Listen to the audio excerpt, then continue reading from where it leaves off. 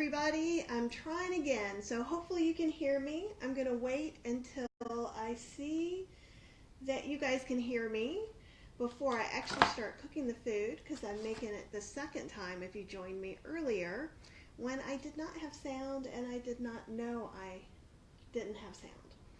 So anyhow, I will talk a little about Halloween, and I have my zombie candy corn t-shirt on, which I'm super excited about. I love Halloween. I love fall. I actually have the air turned up so it feels like fall in here because it's humid and it feels like a tropical paradise. Yay, Dawn says she can hear me. Awesome.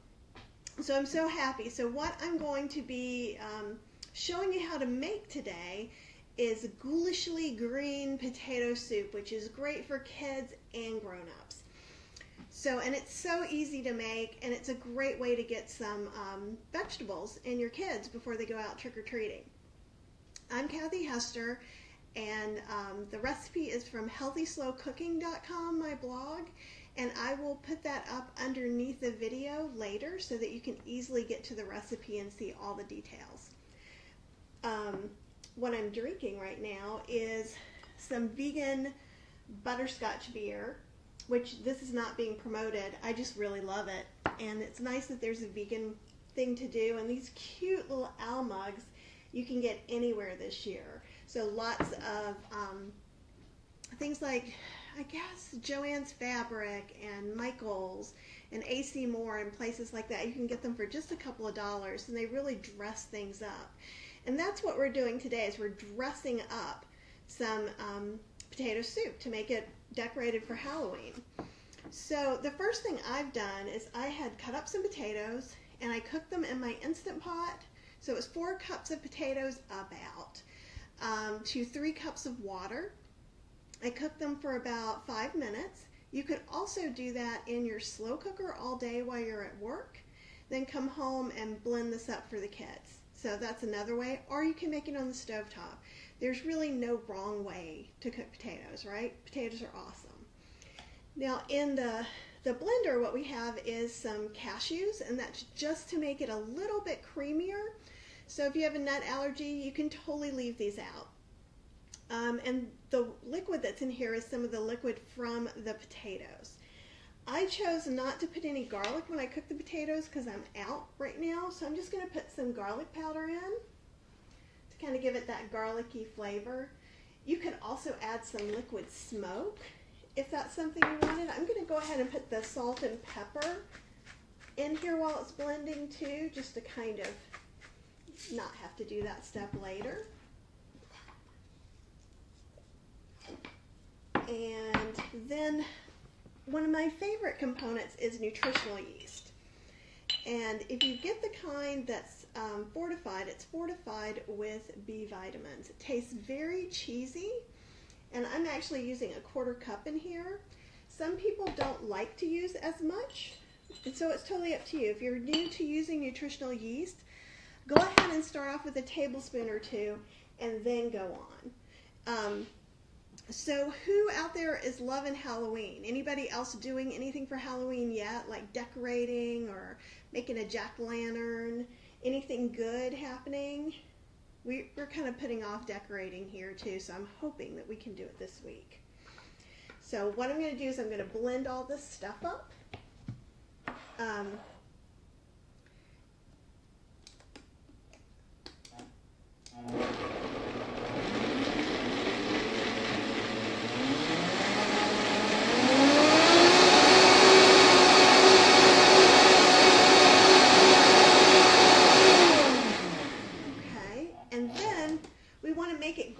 So what we're going to do is put about a cup of spinach. You could use any kind of greens. You could use kale. You could use broccoli greens. You can use anything you want. Can you use more than a cup?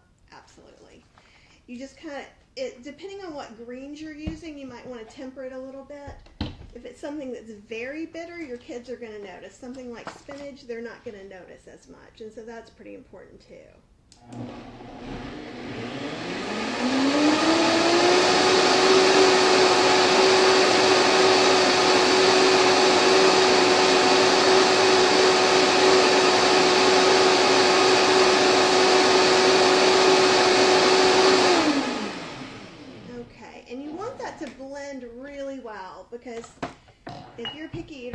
my picky eater, they'll go, ooh, look, there's a tiny, teeny speck of something.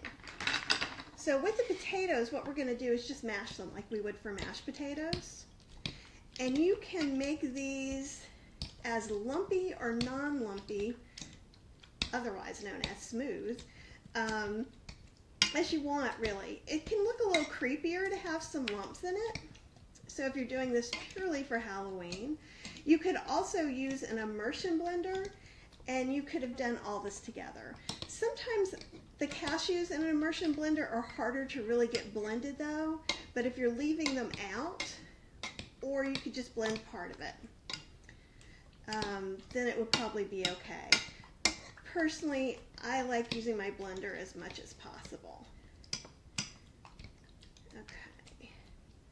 And like I said, if this is lumpier than what you would like, then just keep on mashing until it's the way you want it to be. You could also mash with the back of a spoon.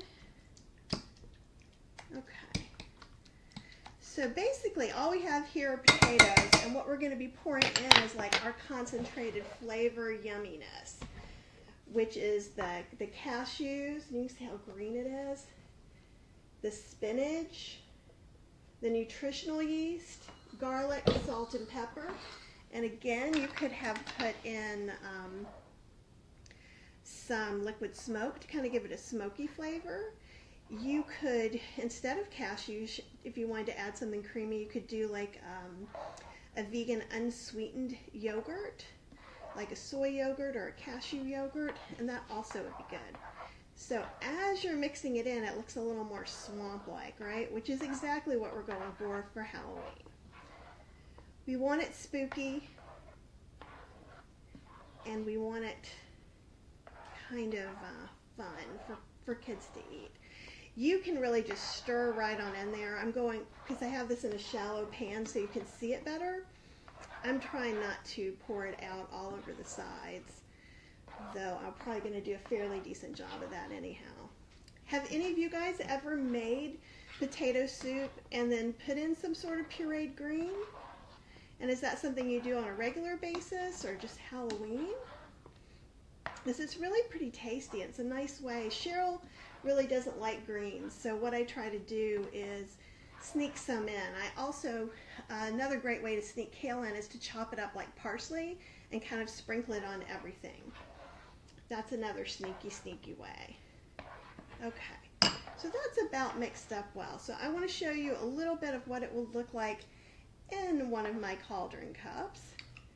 But you don't need to have a cauldron cup, especially if you have maybe some of your mother's or grandmother's china. That can be pretty cool too. Let me wipe this off a little bit. And it can look really spooky, especially if you're eating by candlelight and everything's a little bit mismatched. But I think you can see pretty well that that looks pretty fun. And there are a couple of different ways we can decorate this too. So what I did is I took an owl cookie cutter and some dark pumpernickel bread and cut out owls. You can do that with cats or bats or anything like that and then lightly toast it. The Pepperidge Farm Jewish pumpernickel, the dark pumpernickel, is vegan, so you're welcome to get that. That's really the only one I can find in the grocery store where I'm at. So what you can do is you could go ahead and maybe put some almond eyes on it. If you wanted to do something like that, you could do a beak. It's really anything that you think is kind of cool and it's going to work. Obviously, if we were going to do a beak, we'd have to lay it down on top. So I'm going to take the beak off now, and we can also just kind of sit it in like a crouton. And that's another fun way to do it. There's one more thing I'd like to show you about the decorating that's really kind of cool. And again, you'll see this picture on healthyslowcooking.com. And so this is just a pepper. And I'm going to cut a little bit of an edge off, like that. And then I'm going to cut a couple of strips. Really, for this one, pretty small, thin strips. And so what we can do is make a swamp monster. So this will kind of float up a little bit so you guys can see that. And then I could have some legs sticking out here or there. And you could put an eyeball on there if you wanted to or not. Totally up to you. But that's just another thing you can do, and you can probably get your kids to actually eat fresh green pepper. Yeah, cutting bread with cookie cutters is an awesome thing to do for lots of Halloween treats. So one of the things you can do with this same bread is you can make grilled cheese with like Daya cheese, or use my cauliflower queso and kind of spread that on. So on the top you could cut out a picture of or a cookie cutter of a pumpkin and then have the orange show through, or you could just go crazy with it. You could use beet hummus and have a bat so that it would be kind of red behind that. So that would be really, really fun too. Another thing that when you're doing some of these things you might want to think of is, how can I turn it green?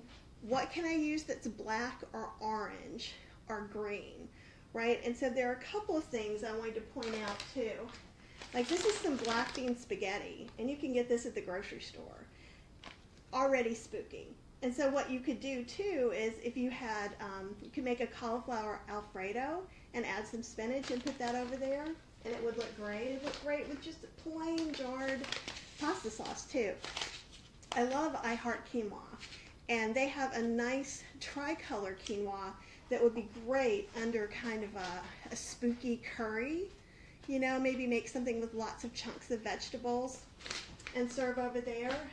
And two of my favorite noodle things, and you can get them more in larger packages now. And this is rice romaine, and I think you can see in here, this one is made with black rice, or it's called forbidden rice, and this is made with jade rice, and that's a green rice, and it's colored with some bamboo.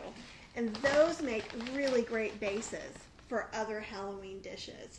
So what I'd love for you to do in the comments is let me know a dish that you usually make that you'd like to kind of have some more Halloween flair with, and I'll see what I can come up with for you. And also, if there's something you want to see next time when I'm doing another Halloween Facebook Live, let me know there as well. I'm working on a magic vegan butterbeer syrup, so keep your fingers crossed for me, and hopefully that'll work out. And again, if you have any questions at all, please let me know. This is going to go live with the link to the recipe in just a few minutes, and so you'll be able to contact me and watch it as many times as you want. But it's super simple, and I know you can do it. So make your Halloween spooky. Bye.